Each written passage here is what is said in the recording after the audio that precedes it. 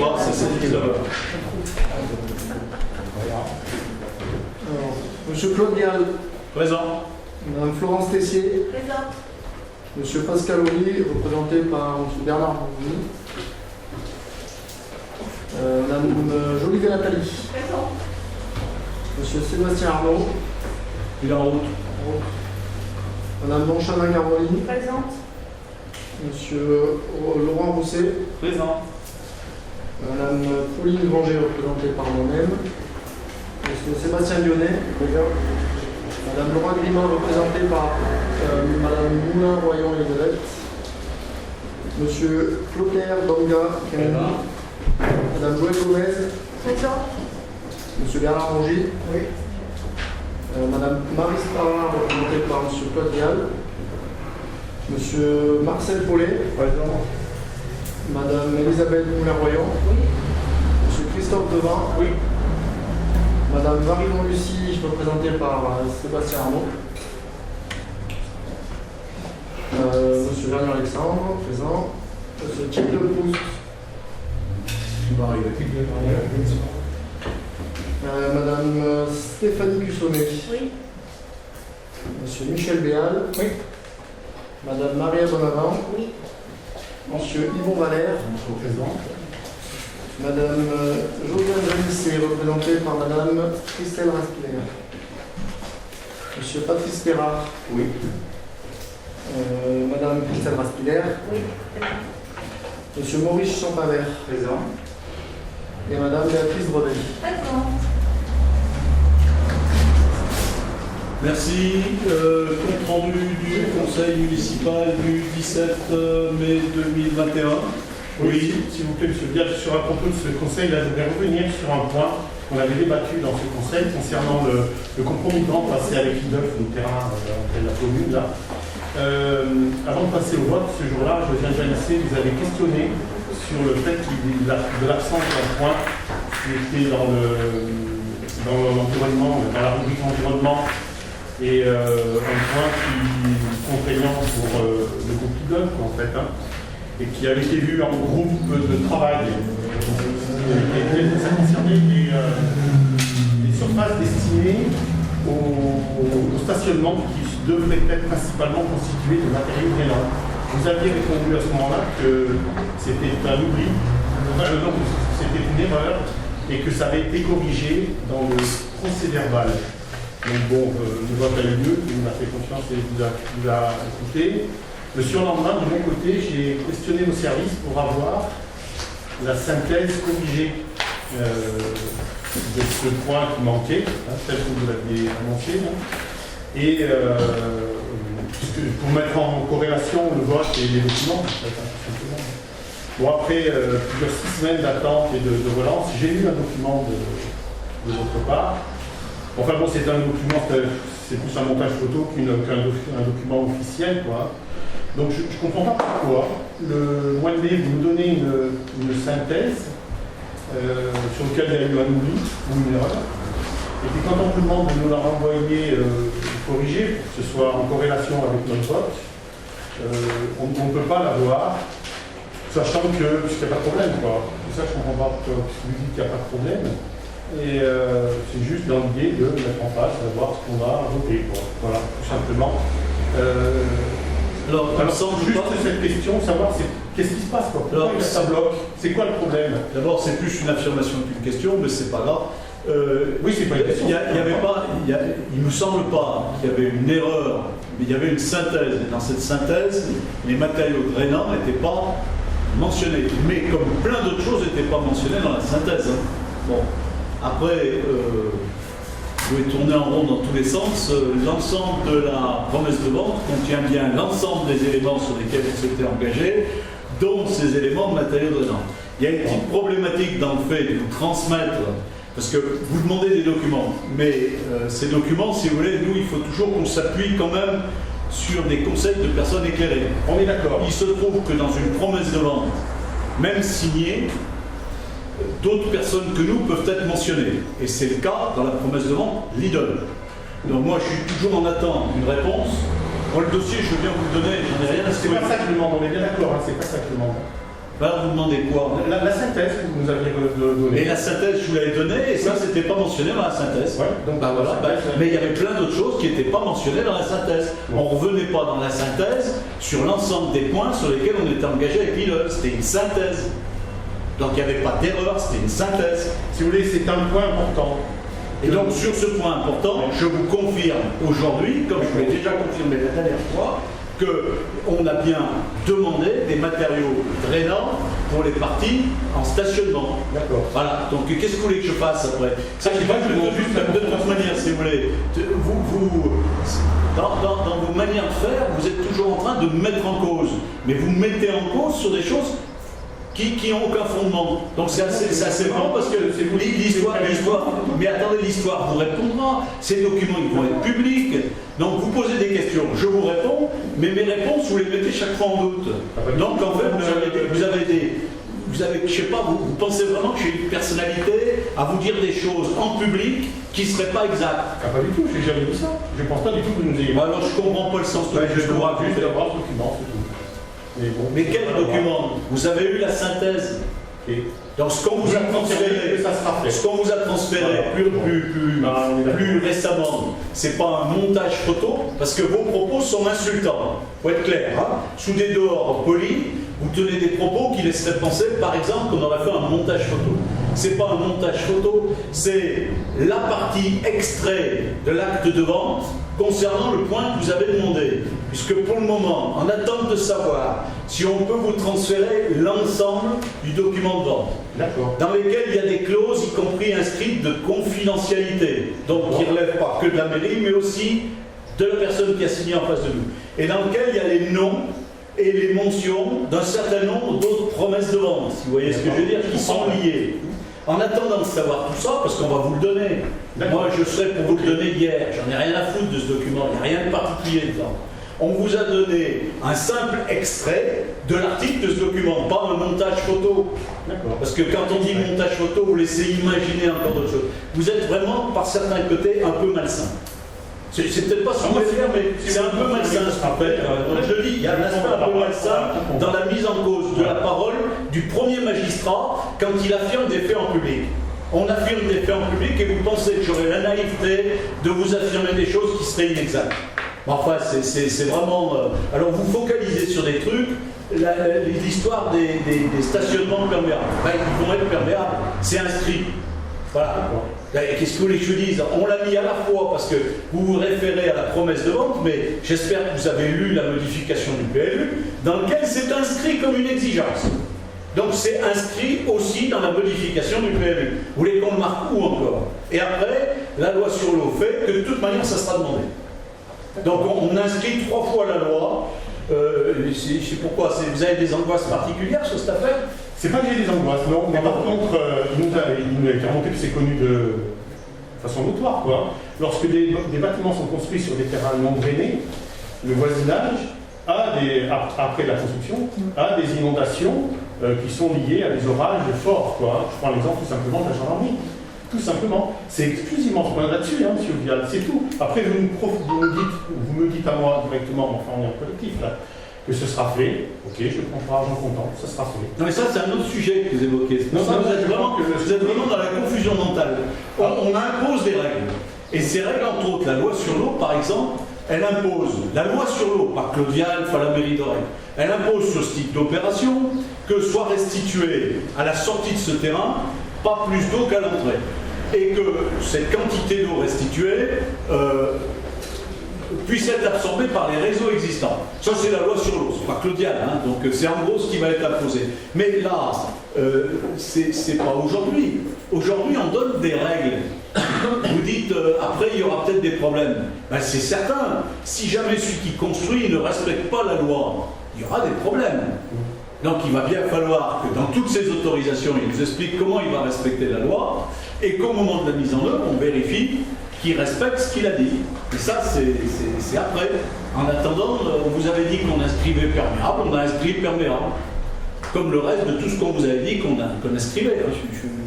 Je ne sais pas, vraiment, Vous cherchez, mais je ne sais pas où vous cherchez. Parce que si c'est après pour Lidl dans la réalisation, vous verrez avec Lidl, si c'est Lidl qui réalise à la fin. Hein, pour le moment, on est dans la modification du PLU et dans les règles. Et en fait, on a tenu tout ce qu'on a dit. Et on continue à tenir tout ce qu'on a dit. Voire plus. Bon, et alors qu'est-ce que, par rapport au compte-rendu, ça vient faire quoi, votre affaire? Non, vous avez répondu à ma question. Enfin, c'était pas une question, c'était une observation. Alors, sur ce compte-rendu, on le considère comme approuvé? Merci. Alors, les décisions du maire prises depuis le dernier conseil, est-ce qu'il y a des questions, des interrogations, des commentaires? Oui, on voulait juste vous demander sur la décision, celle du 20 mai, la qui concerne le gaz. Gaz de Bordeaux, c'est un nouveau prestataire? Ce n'est pas un nouveau prestataire, ça sera un nouveau prestataire pour la mairie. Oui, enfin, je veux dire pour la mairie, c'est ça. Ouais. On est dans un cadre national de consultation qui se fait à travers le GAP. Et chaque année, c'est pas chaque année, c'est tous les je sais pas combien, tous les 4 ans, au renouvellement du contrat, c'est l'UGAP qui au niveau national renégocie et nous propose le meilleur fournisseur. D'accord. Voilà. Donc il se trouve que dans cet appel d'offres général France entière pour les collectivités, c'est lui. D'accord. C'est bon? Oui, pardon. Dans vos décisions, il semblerait qu'il y ait une erreur sur l'emprunt de 717 000 euros, au taux classique de 1,01 € sur 20 ans. 1,01%. Remarque très pertinent.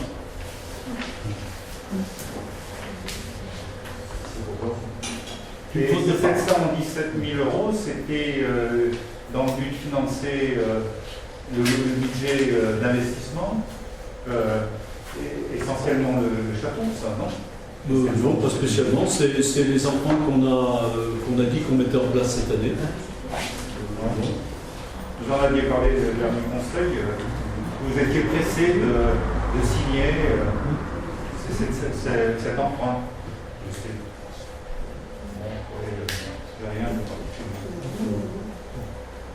Alors, pressé, pas au sens de l'engager, parce que justement, on a essayé de prendre la banque qui nous laisse le plus de liberté pour mobiliser le prêt, parce qu'on n'est pas trop pressé, parce que pour le moment, on n'en a pas vraiment besoin.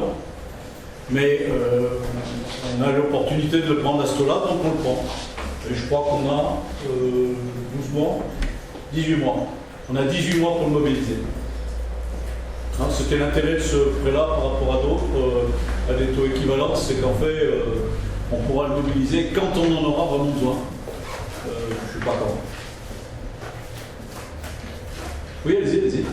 Moi j'ai une question, c'est pour comprendre mieux par rapport aux caméras.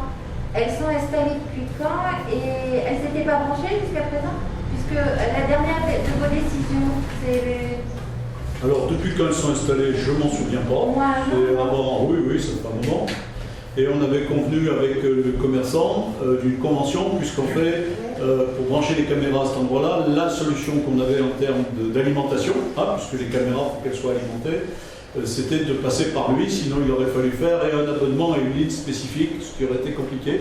Donc on avait trouvé un accord avec ce commerçant, et c'est vrai que depuis, ni nous ni lui ne s'était soucié de signer le petit bout de convention sur lequel on s'était engagé. Ah, elles étaient exploitées quand même. Oui, depuis un moment. D'accord. Oui. Ah oui. C'est bon? Alors, la première délibération porte sur une formation.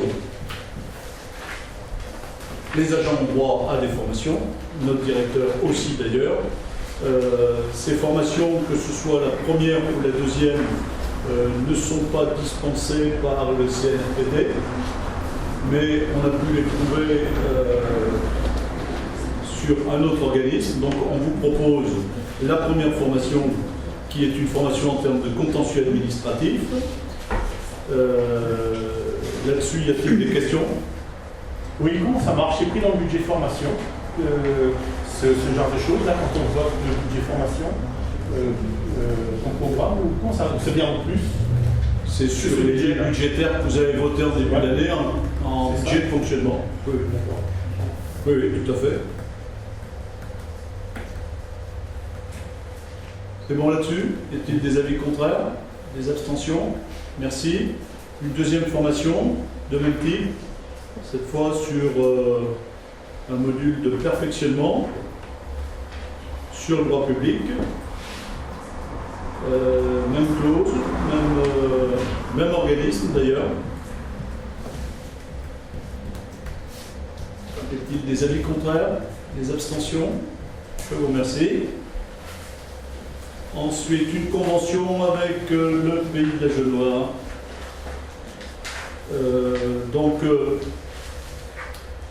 On est en train on souhaite expérimenter la formule d'une mise à disposition d'une personne.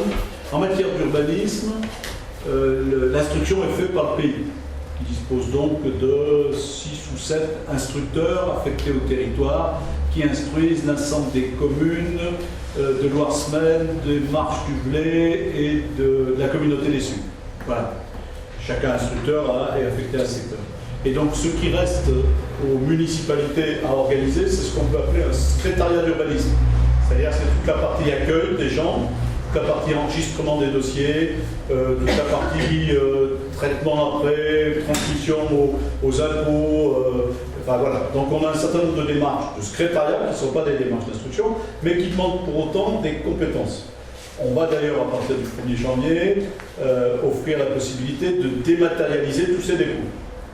Alors dans un premier temps, je pense que c'est surtout les professionnels qui s'en serviront, bureau d'études, architectes, etc. Voilà. Dans ce cadre-là, on a essayé de voir avec le pays si on pouvait avoir une mise à disposition d'une personne, un jour par semaine, pour effectuer et qualifier ce travail et voir si c'était une bonne formule. Dans la mesure où cette même personne, elle est instructrice au pays. Donc elle connaît l'intégralité du champ professionnel. Par contre, chez nous, elle serait là pour la partie secrétariat.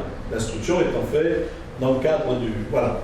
Donc c'est une formule pour essayer d'amener plus de technicité, plus d'efficacité, à la fois sur la partie accueil et sur la partie traitement de cette partie des dossiers qui est assez fondamentale. C'est là qu'on peut faire perdre du temps aux pétitionnaires. Hein. Quand on enregistre, quand on constate les pièces, etc. Donc si on a une bonne technicité, c'est bien. Et c'est un boulot, comme vous le voyez, qui sans doute est de l'ordre de moins d'une journée dans une collectivité comme la nôtre.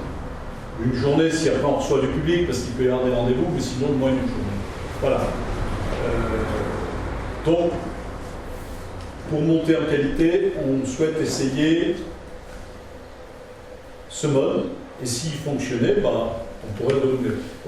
l'agent, en l'occurrence, c'est donc un agent titulaire du pays de la Genevois. Enfin, permanent du pays de la Genevois, parce qu'elle a un statut contractuel. Des questions par rapport à ça? Oui. Je suis un peu surpris. Moi, j'étais resté que l'instruction des permis était faite par la communauté de communes. Et je suis surpris d'apprendre que c'est le pays qui le fait. Donc, vous m'apprenez une chose, ça date de vieux, ça? Ah oui. Ah d'accord. Oui, bien sûr, ça date de vieux. Oui. C'est-à-dire qu'on fait, la communauté de communes s'est organisée pour faire l'instruction de l'urbanisme il y a peut-être bien 12 ans ou plus que ça, je regarde ceux qui siégeaient à l'époque. Et puis en fait, l'État a choisi de se dégager de l'instruction sur une grande partie du territoire. Et donc à ce moment-là, les élus de l'ensemble des collectivités pour lesquelles l'État n'instruisait plus se sont posé la question de la meilleure manière de faire. Les autres communautés de communes, à ce moment-là, n'étaient pas structurées pour instruire, il n'y avait que Loire-Semaine. Et donc, en fait, quand on a écrit les scénarios les plus efficaces étaient de mutualiser sur 2 thèmes. Le premier, ça coûtait moins cher. Le deuxième, ça permettait d'atteindre un seuil critique. Parce qu'en fait, je ne sais pas, vous voyez, une commune comme nous, ça ne serait pas un emploi. Ça serait un bout d'emploi. Et encore, on est une commune importante, donc peut-être que ça justifierait un emploi. Hein. Mais après, si on va à la Chapelle d'Orec, ou si en fonction de la taille des communes, on voyait bien que c'était tout petit. Et donc, en fait, l'ensemble des 3 communautés de communes et des maires se sont mis autour d'une table. Ils ont constaté que si on faisait un seul et même service, ça coûtait moins cher, et ça faisait de la compétence. C'est-à-dire, y compris quand quelqu'un s'en va, un instructeur s'en va, il en reste 5. Alors que dans une collectivité, si un instructeur s'en va, il en reste 0. Et le boulot, on ne sait plus comment le faire. Ça demande de la technicité, etc. Donc l'organisation au niveau du pays, elle a bien un mandat maintenant. Je ne sais pas, ça fait, je sais pas, 6 ans ou plus, enfin, je n'ose pas dire, mais voilà. Donc il y a plus de 12 ans, c'était la communauté de communes, il y a 6 ans, c'est le pays. Voilà, et c'est le pays qui continue et ça donne satisfaction à tout le monde. Et chacun, c'est les communautés de communes qui en fait à travers une clé de répartition, en fonction du nombre d'actes, du travail, chaque année réajustent leur paiement et couvrent les frais de cette organisation. Le pays, c'est un lieu de mutualisation qui permet d'économiser et de gagner en efficacité. Voilà. Sur ce rattachement de ce personnel, c'est bon? Oui. Alors, en résumé, vous nous demandez aujourd'hui d'approuver une convention qui est déjà en place depuis le 2 juin. Nous sommes toujours pour étoffer l'offre des services proposés aux Zérécois, mais on aurait volontiers voté pour, mais comme on sent que tout est décidé d'avance, on s'abstient. Très bien.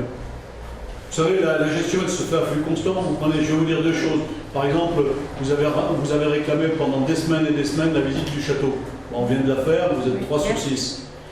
Vous avez réclamé pendant des semaines des commissions des finances. La dernière, il n'y avait pas l'opposition. Donc, vous pouvez lire, mais nous, on travaille tous les jours. Hein.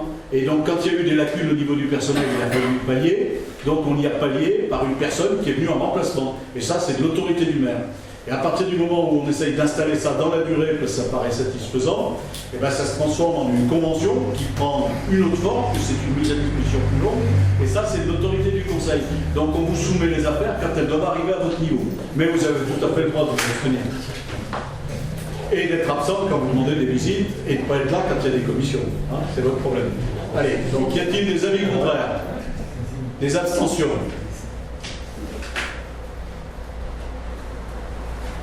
Ok.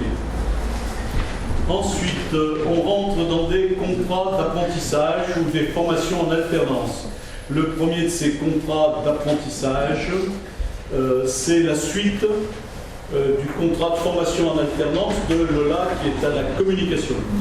Et qui donc, après avoir fait son année, rentre maintenant dans un master, en première année de master, dans la ligne de ce qu'elle a déjà fait. Et donc on vous propose de continuer à l'accompagner. Son rythme d'alternance va changer. Il était de 3 jours par semaine, pas pendant les vacances scolaires, parfois il y a un certain nombre de choses. Là maintenant, ça sera un rythme plus intéressant, je pense, pour la mairie, de 2 semaines en mairie, d'1 semaine en école. Plus intéressant sur la continuité du travail. Hein. Étant entendu que la première année de Lola, on la considère, nous, au sein des services, comme une réussite, par son implication et puis par ce qu'elle nous amène. Voilà. Donc on vous propose de continuer sur cette... alors c'est annuel, donc là c'est une première année de master, il y en aura normalement, si elle réussit, une deuxième dans la foulée, hein, mais les contrats sont annuels. Voilà. Des questions par rapport à ça? Des avis contraires? Des abstentions? Merci. Un deuxième contrat d'apprentissage, qui est un contrat d'apprentissage pour un BTS. BTS, Management Opérationnel et de Sécurité. Il s'agit là d'une personne qu'on va accompagner, c'est un BTS, donc là aussi c'est sur 2 ans, mais je pense que la délibération, elle vaut pour 1 an. Elle vaut pour 2 ans, celle-ci? 2 ans, c'est par diplôme. Donc elle vaut pour 2 ans. Voilà. Donc quelqu'un qu'on accompagne pour un BTS qui fera partie donc des équipes de policiers municipaux, au titre pour le moment d'ASVP au moment de son arrivée, hein, d'auxiliaire de police. Voilà. Donc là aussi, c'est une formation qui s'est ouverte sur Saint-Étienne et qui est dans la continuité du bac qu'a fait cette personne, qui était déjà un bac sur la sécurité. Oui. Vous parlez de contrat d'apprentissage, je ne sais pas si ça marche comme dans les entreprises, mais est-ce qu'il y a un tuteur? Est-ce qu'il y a le principe du tuteur? Obligatoire. Pardon? Obligatoire. Obligatoire comme... D'accord. Dans tous les cas de figure, il y a un rattachement hiérarchique, il y a un tuteur, et il y a quelqu'un qui doit évidemment suivre la personne au quotidien, quand elle est ici, mais qui doit suivre la formation et qui est bien sûr en permanence en rencontre avec avec les autorités qui forment. Là, en l'occurrence, on a reçu cette semaine la personne responsable de la formation, que certains d'entre vous ont connu sous le nom d'adjudant conseil, et qui maintenant est formateur dans ce BTS, formateur et responsable de cette section-là. Hein, et qui sera celui qui suivra ce jeune. Ah, c'est M. Poncet qui sera tuteur, c'est ça? Oui. D'accord. Non, pas qui sera tuteur, qui sera formateur. Il sera formateur. Mais il y a un tuteur. Comment? Il y a un tuteur. Oui, il y a un tuteur sur chaque... c'est ça, oui, bien sûr. Là, en l'occurrence, si la question c'est quel tuteur, parce que si vous voulez, non. Oui. Dans l'immédiat, ça sera le directeur. Et à partir de septembre, Guillaume Point, qui est le nouveau policier municipal qui arrive au 1er septembre. D'accord. Et qui nous vient de Rive-de-Chine. Y a-t-il des avis contraires? Des abstentions? Merci. Alors, dernier contrat d'apprentissage sur une licence professionnelle. La licence s'intitule Analyse et technique d'inventaire de la biodiversité. Je vous rappelle au passage qu'on a donc été lauréat de ces missions d'atlas de biodiversité, donc lauréat pour avoir des aides pour constituer l'atlas de la biodiversité sur notre commune d'Aurec-sur-Loire, et que dans ces aides-là, il y a des aides, y compris des aides pour l'accompagnement en termes d'emploi sur un certain nombre de missions. Là, en l'occurrence, il s'agit de la personne qui, auprès de Chloé, et sous le pilotage de Sébastien Arnaud, de Thierry sans doute aussi, mais de Sébastien en tant qu'adjoint, c'est la personne qui devra élaborer l'atlas de la biodiversité. Donc là aussi, c'est une formation, c'est une licence professionnelle. Des questions?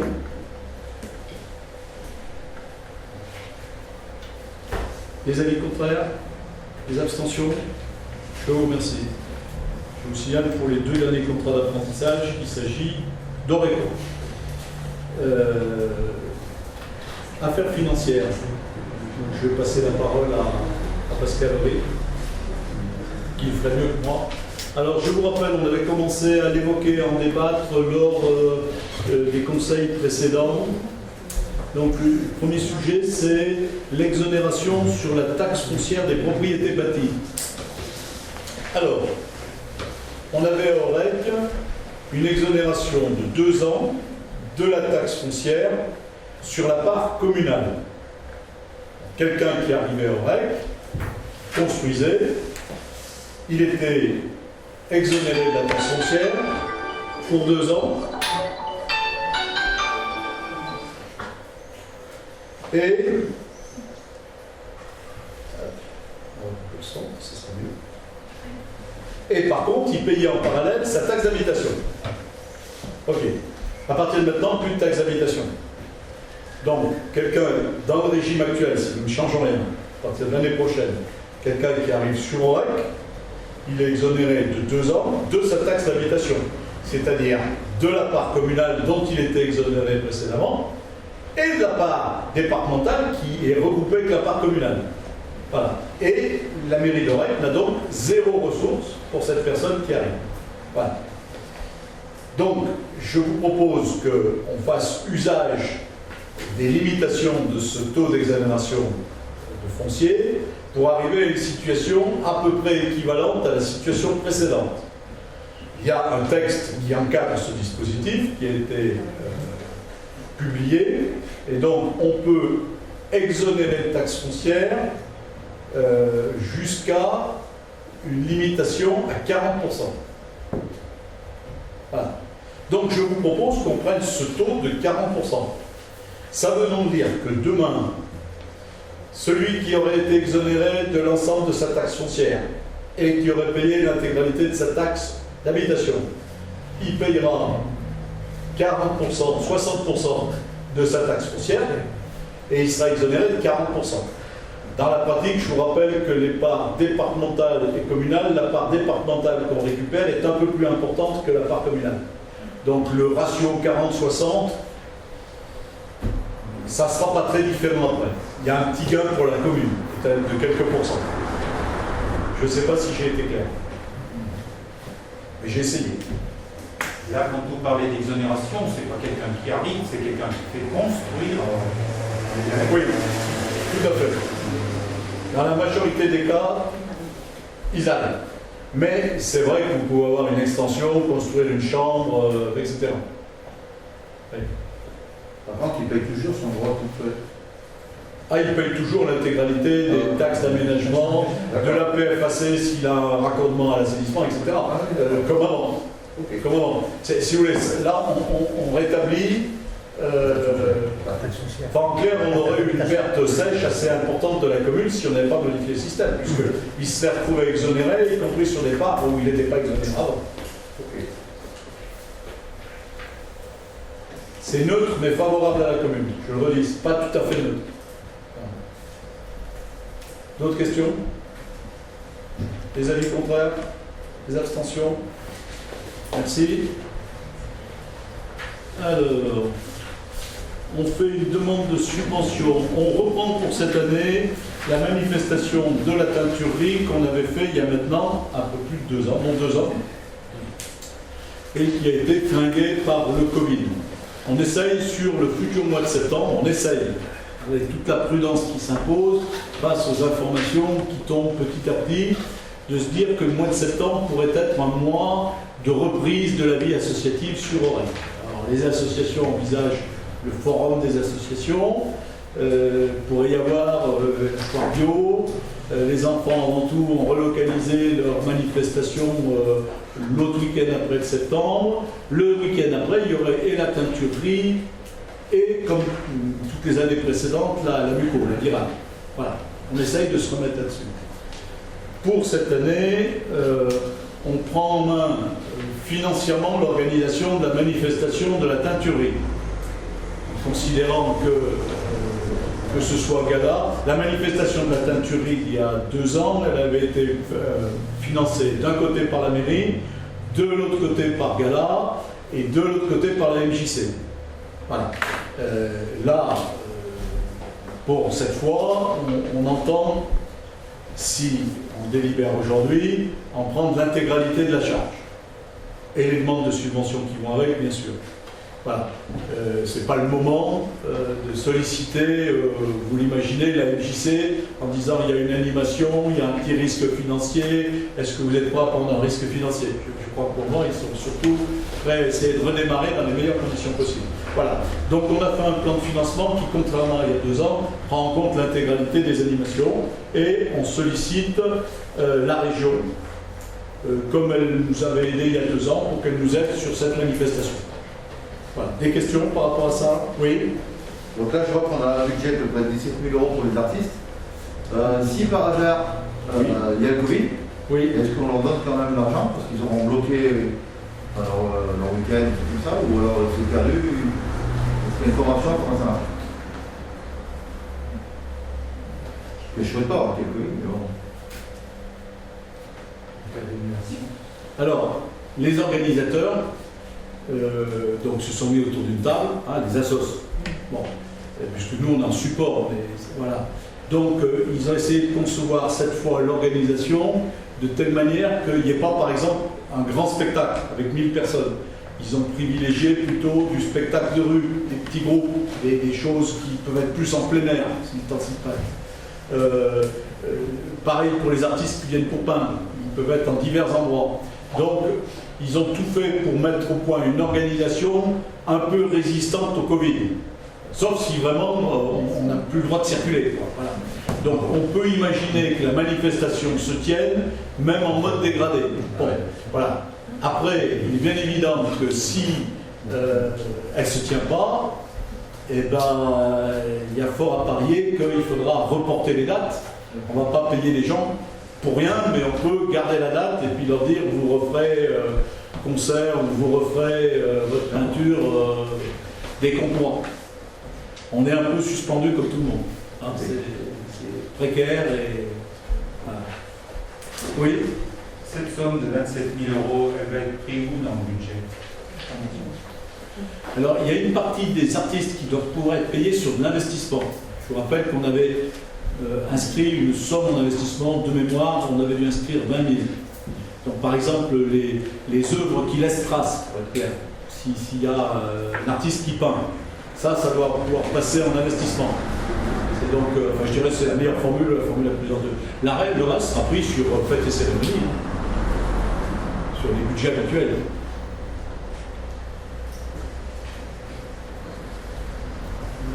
Ça ne sera pas pris sur le petit pactole qui avait été mis pour les associations. Il y avait 40 000 euros. S'il y avait nécessité, oui, mais enfin, c'est pas l'esprit. C'est pas l'esprit. Hein. Non, c'est pas l'esprit. Non, c'est pas l'esprit. Cette somme, elle était plus une provision sur laquelle on va délibérer ce soir, mais symbolique et vraiment pour faire face à des difficultés, pas pour organiser une manifestation. C'était plus dans un esprit de soutien, de solidarité par rapport aux difficultés des associations. Après, c'est des lignes budgétaires, hein, parce que l'argent n'est pas dans une boîte. Non, dans l'esprit, il faut que ce soit pris sur fêtes et cérémonies.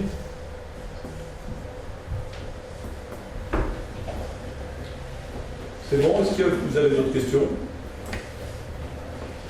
Alors, ça sera le moment aussi on va dire, de l'inauguration de la salle de combat, on va l'appeler comme ça. Pour le moment, on n'a pas encore trouvé de nom. Stand de tir, salle de combat, la mise aux normes. Hein.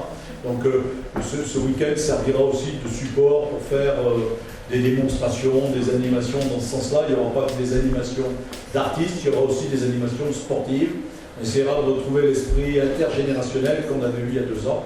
Essayer vraiment, je l'espère, avec les assos, trouver quelque chose qui accueille tout le monde. Il y a l'Université pour tous qui est venue se joindre à nous aussi, parce qu'ils voulaient faire un concert, je vais dire une bêtise, un concert jazz, non, je ne sais plus, le vendredi soir. Il y a aussi les arts d'ici, parce que c'était une des périodes où traditionnellement ils exposaient, donc on essaye d'agglomérer au maximum tous ceux qui pourraient venir rejoindre ces journées en tant qu'association. Oui, il y avait une question. Oui. C'est des artistes régionaux qui ont été retenus ou sur ce qui est groupe, compteur, groupe de rue, etc., oui, on essaye d'être au maximum sur du local, enfin, des gens qui ont une production et qui sont ici, ce qui paraît logique. Sur les artistes de street art, il y a bien les deux, c'est-à-dire qu'on a une partie d'entre eux, parce que pour le moment c'est en train de se contractualiser petit à petit, hein, parce que tout ça, ça redémarre et il faut y compris. Enfin bon, ils ont tous les mêmes problèmes, donc oui, on va partir avec la sauce locale et nos artistes locaux, bien sûr. Des artistes, on va dire, pas locaux au REC, mais du secteur, hein, aussi. Et puis quelques noms un peu plus réputés qui nous viennent d'ailleurs. C'est un bon mix. Okay. J'ai retenu, donc ça serait l'occasion d'inaugurer la salle de combat. Voilà. Ça veut dire qu'elle est bien avancée. Vu que c'est la période estivale, là, ils n'ont pas travaillé. C'est un challenge. C'est un challenge. Voilà. Moi, j'aime bien avoir des dates comme ça. Alors, c'est un chantier qui, dans sa nature, à mon avis, tout ne sera pas terminé parce qu'on sait, par exemple, que sur le changement des menuiseries, des plates, les délais de fabrication et de commande font que ça ne sera pas livré pour cette date-là. Mais ça ne nous empêche pas de fonctionner. Hein. Donc, par contre, il y a d'autres choses qui sont indispensables pour qu'on puisse ouvrir en termes de sécurité. Voilà. Donc, ça sera un challenge, mais ça sera ouvert. Ouais. Même s'il reste quelques travaux après l'inauguration. C'est bon? Les avis contraires? Les abstentions? Je vous remercie.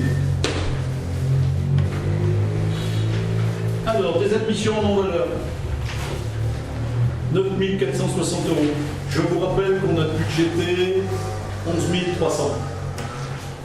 On est sur la fin, alors la fin, je ne sais rien, je ne vais pas dire la fin parce que on est sur une étape vers la fin du chemin des admissions en non-valeur des factures d'eau. Hein, c'est des sommes à la fois qui paraissent substantielles et c'est en même temps des sommes qui sont très faibles par rapport au budget annuel. Hein. Donc c'est des sommes importantes quand on les regarde comme ça, 9 000 €, c'est pas rien, mais il faut le rapporter à des budgets en centaines de milliers d'euros. Hein. Voilà, c'est des sommes qui, pour certaines, datent de 2015. Voilà. Ça ne veut pas dire que ça fait cesser l'ensemble des démarches de trésorière pour récupérer l'argent. Ça veut dire que la probabilité de récupérer cet argent est proche de 0. Donc on les passe en non-valeur parce que c'est une recette dont on sait qu'on risque de ne pas l'apercevoir. 26 dossiers. Oui. Ouais, je remarque que les sommes sont de plus en plus élevées. Plus ça vient et plus on a des sommes au-dessus de 1 000 euros. Il me semble qu'on en voyait moins avant. Ça correspond à des entreprises, c'est que du particulier. C'est essentiellement des particuliers. Oui, parfois sur plusieurs années. D'accord.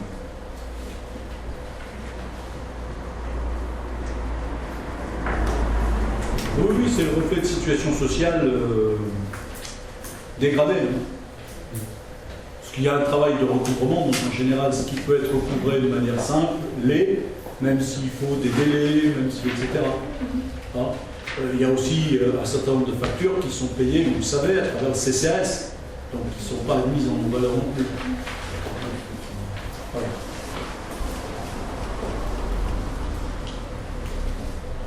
Les avis contraires, les abstentions, merci. Je dirais là-dessus, il n'y a pas grand-chose à exprimer. Alors, on rentre dans cette rubrique budgétaire qu'on avait qualifiée de sécurité pour les associations. Donc, il y a une première délibération sur Orex Cinéma. Si Pauline avait été là, elle en aurait mieux parlé que moi. Il y a un certain nombre d'abonnements qui sont dus normalement à l'année, sur lesquels, pour certains, on a obtenu qu'ils ne soient pas payés en négociation entre nous et le cinéma, mais pour d'autres, dont on avait obtenu qu'ils soient reportés au moment du redémarrage. Mais ces abonnements-là, qu'ils soient payés et honorés.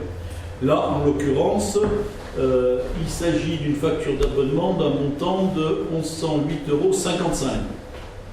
Voilà. Donc, je vous propose qu'on octroie une aide financière de ce montant-là à l'association qui gère le cinéma sur les sommes exceptionnelles prévues pour éviter de les mettre en difficulté au démarrage. Voilà. Des questions par rapport à ça? Oui. Moi, je pensais que tout ce qui était culturel, le cinéma en deux parties, c'était du domaine de la Comcom. C'est pas le cas. Alors, vous voulez qu'on demande à la Comcom? Non, mais je voulais savoir si, d'un autre côté, la Comcom, est-ce qu'elle le fait pour d'autres cinémas et qu'elle ne le ferait pas pour Orec? Voilà, c'est... Je crois. Alors d'abord, la Comcom ne le fait pas pour d'autres cinémas, ça j'en suis sûr et certain.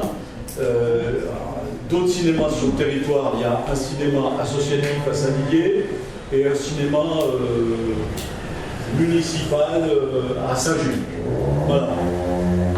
Donc non, la communauté de communes ne fait pas d'aide au cinéma sur notre territoire, nulle part. Bon après, nous, le cinéma, on le suit depuis le début. Et je peux vous dire que c'est une chance d'avoir cette association. C'est-à-dire, si on n'est pas à ce niveau-là, mais si on voulait comparer avec d'autres communes qui gèrent en propre leur cinéma, on ne joue pas dans les mêmes catégories. C'est-à-dire que ça serait au moins un emploi, ou ça serait un minimum un emploi permanent que la commune devrait assumer, voire plus. Bon. Donc il est évident que nous, le fait qu'une association serve de support, c'est une chance.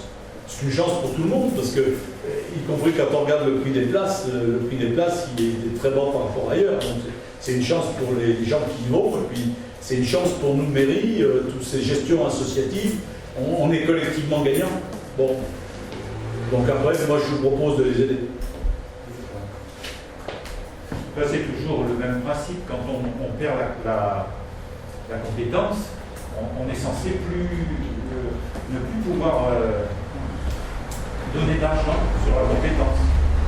C'est ça. Alors, d'abord, la commune a une clause de compétence générale qu'elle a gardée, quels que soient les aléas des textes en vigueur, et qui fait qu'elle reste une des collectivités qui peut s'emparer de n'importe quel sujet. Ce qui n'est pas le cas les autres collectivités, communautés de communes, départements, régions, etc. Nous, on a une clause de compétence générale, comme l'État. Donc, aux deux bouts de la chaîne, il y a cette clause. Donc, je vous le redis, c'est-à-dire que nous, on est légitime à s'emparer de n'importe quel sujet. Bon, après, on pourrait nous dire, je ne sais pas, vous faites ça, mais vous mettez en danger les finances communales, je ne sais pas. Mais on est légitime, avec cette clause de compétence générale, qui n'a jamais été supprimée, de prendre n'importe quel sujet. Après, il y a des sujets qui sont des compétences partagées. C'est-à-dire, si je m'excuse, hein, je vous réponds, ça fait un peu techno, j'espère que ça ne fait pas donner un besoin. Si on prend la compétence culture, au niveau de la communauté de communes, elle a été écrite, cette compétence culture. Et donc, par exemple, c'est une compétence culture qui est très centrée sur les médiathèques, sur la lecture, sur la musique. Et donc, elle est décrite. Donc, ce n'est pas une compétence universelle. Vous voyez, elle est. D'ailleurs, la communauté de communes ne subventionne aucune action culturelle sur le territoire. Comme le festival, par exemple, Elle ne subventionne aucune action culturelle. Je sais que, par exemple, l'Université pour tous d'Oreille refait son festival documentaire cette année, un truc comme ça. Ils vont demander à la communauté de communes et ça va venir chez nous. Parce que ça m'étonnerait que la communauté de communes y aille. Alors, on est en train de travailler à la communauté de communes pour savoir si on ne pourrait pas faire une forme d'appel à projet, c'est-à-dire qu'annuellement, on mette quelques milliers d'euros à disposition sur lesquels les associations du territoire nous proposeraient un projet. Et donc on dirait, on agrée tel projet en REC, et on finance donc. Mais ça serait one shot, c'est-à-dire ça ne serait pas des subventions annuelles récurrentes. Ça serait pour aider, alors ça aurait pu aider à notre festival à nous, par exemple. Enfin, nous, on n'est pas vraiment une assoce plutôt. Voilà. Mais la compétence, elle n'est pas prise dans son ensemble. Si vous voulez, c'est un bloc de compétences, puis après on décrit ce qu'on fait à l'intérieur. elle est décrite. Oui, oui, elle est décrite. Ah oui, oui. Ouais. C'est bon là-dessus? On a délibéré? Oui, je crois. Oui, vous êtes. Non. Alors, y a-t-il des avis contraires? Des abstentions? Je vous remercie. Même sujet. Mais là, je vais modifier, si vous me le permettez, la proposition qui vous a été faite. Alors, le château des Moines Sacristains, pendant toute la période estivale, renforce son accueil. Et on a réussi, toutes ces dernières années, à accompagner le château des Moines Sacristains avec la présence de contrats de service civil. De même qu'on a, sur ces dernières années, accompagné et aidé les écoles Notre-Dame de la Faille à travers des contrats de service civil. Je ne sais pas, il y a peut-être d'autres exemples. Terminado. Alors, Terminado, parce qu'il n'y a pas les finances pour le moment. Et Terminado, parce qu'il y a eu une réorientation de la politique de l'État sur ces contrats civils, avec des évaluations sur ce qu'ils estiment par exemple, dans les cas que je viens de citer, ils peuvent estimer qu'il s'agit d'un emploi permanent qui devrait être créé, ou d'un emploi qui devrait rentrer dans le cadre des emplois permanents. Et donc, ça ne leur plaît pas d'aider à ce genre de choses. Bon, moyennant ça, ils nous l'ont dit hier. Donc, je veux dire, ils n'ont pas dit il y a 6 mois pour qu'on cherche des solutions, ils l'ont dit hier. C'est curieux parce que dans le même temps, ils vont mettre à notre disposition des contrats de service civil, par exemple, sur Atlas de la biodiversité. Ou si on est définitivement lauréat des microfolies, ils nous proposent aussi de mettre sur 1 ou plusieurs années des contrats de service civil à disposition de ces dispositifs. Donc visiblement, ça change de place, c'est mouvant. Là, ils considèrent que ce n'est pas encore d'emploi pérennisé. Là, ils se disent que ça pourrait rentrer dans l'emploi pérennisé. Donc, peu importe, c'est l'appréciation de l'État. La conclusion de tout ça, ça fait qu'à la veille de la saison, là où les AVA estimaient pouvoir disposer d'un contrat de service civil, ils ne peuvent pas en disposer. Et donc, pour eux, ça fait un écart de 3 000 euros. Donc, je vous propose, contrairement à la délibération, si vous en étiez d'accord, de leur attribuer une subvention exceptionnelle de 3 000 euros, qui fait que cette année, ça sera neutre pour vous. Je vous rappelle au passage qu'ils nous ont restitué en fin d'année dernière 8 000 euros sur la subvention municipale.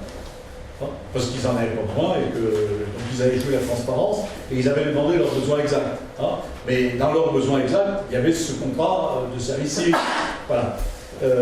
Donc je vous propose non pas 2 000 mais 3 000 euros de subvention pris sur les subventions exceptionnelles pour leur permettre là aussi d'assumer leur été, d'autant plus qu'ils avaient déjà procédé au choix du personnel et que la jeune femme qu'ils ont recrutée est déjà en poste. Et leur été aussi. Voilà. C'est bon là-dessus? Des avis contraires? Des abstentions? Je vous remercie.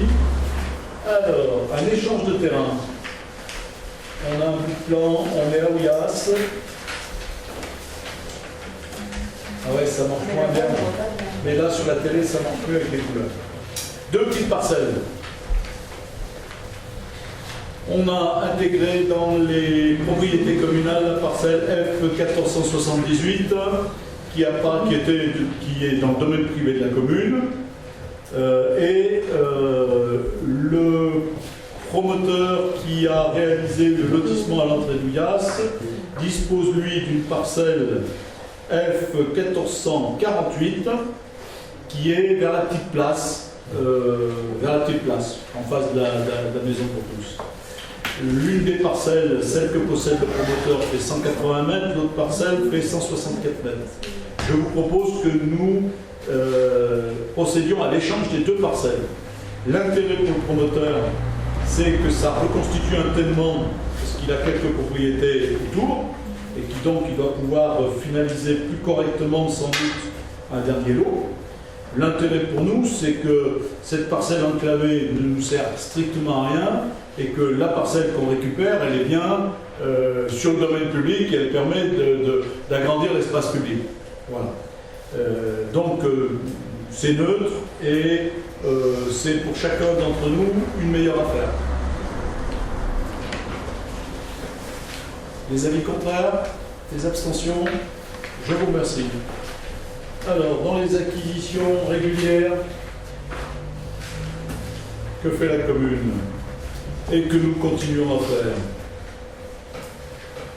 C'est encore, je dirais, de nouveau, la famille qui habite Auriol, qui nous propose d'acquérir 24 000 m². Voilà, 3e vente en 3 ans. Voilà.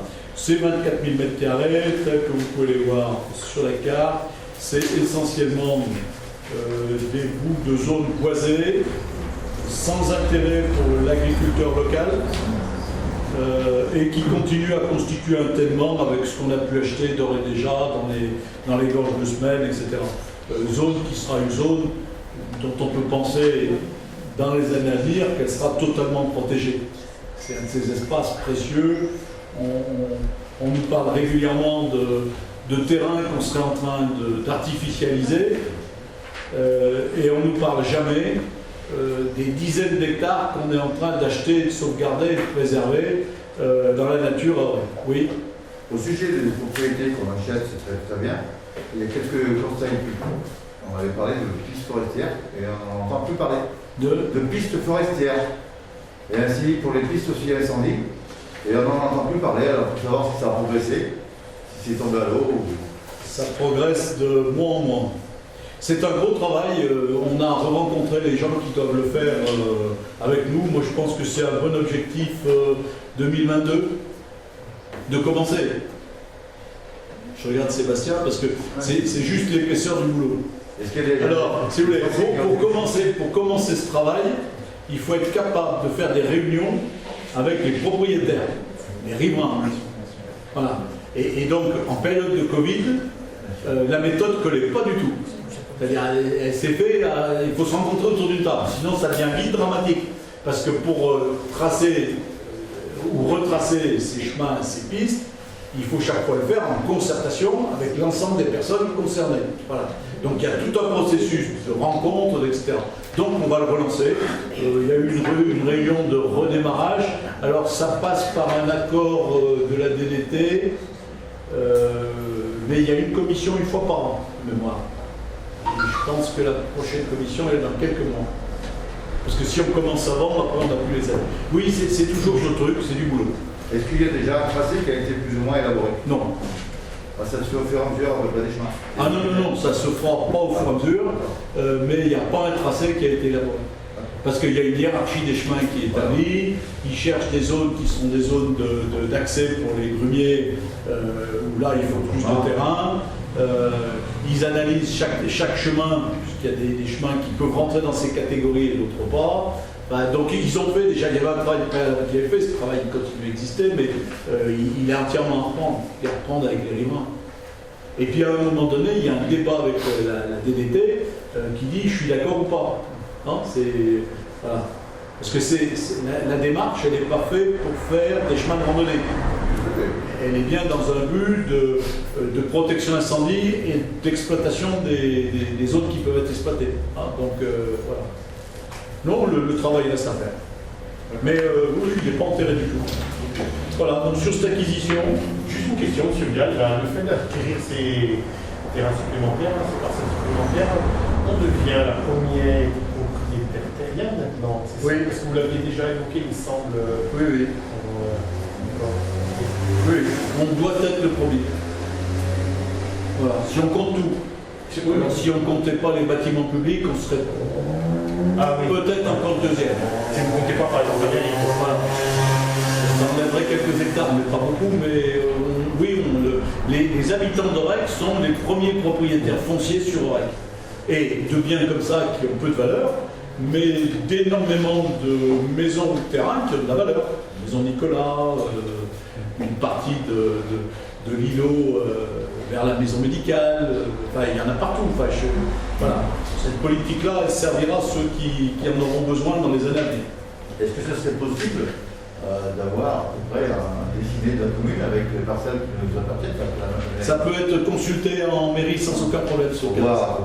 Parce que c'est assez considérable. Oui, je comprends. Donc c'est visible sur le cadastre. Alors vous tapez commune et vous êtes surpris parce qu'il faut que ça mouline un bon moment où vous voulez sortir. Parce que vu le nombre de parcelles, c'est assez considérable. Oui, je ne veux pas citer un chiffre, mais autour de 120 hectares. Bon, sur cette acquisition, des avis contraires, des abstentions. Je vous remercie. Une affaire particulière.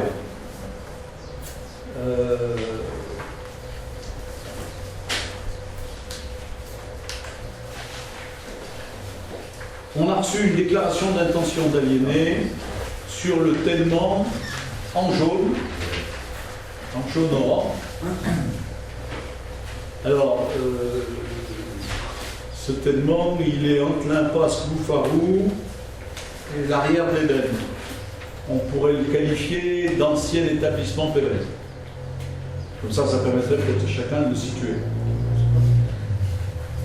Voilà. Donc,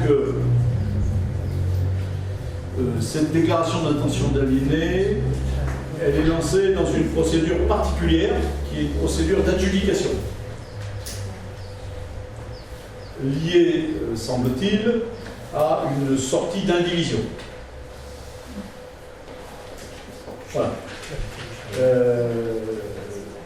Donc, on l'a reçu, je dirais, je ne sais pas, la semaine dernière. Voilà. Bon.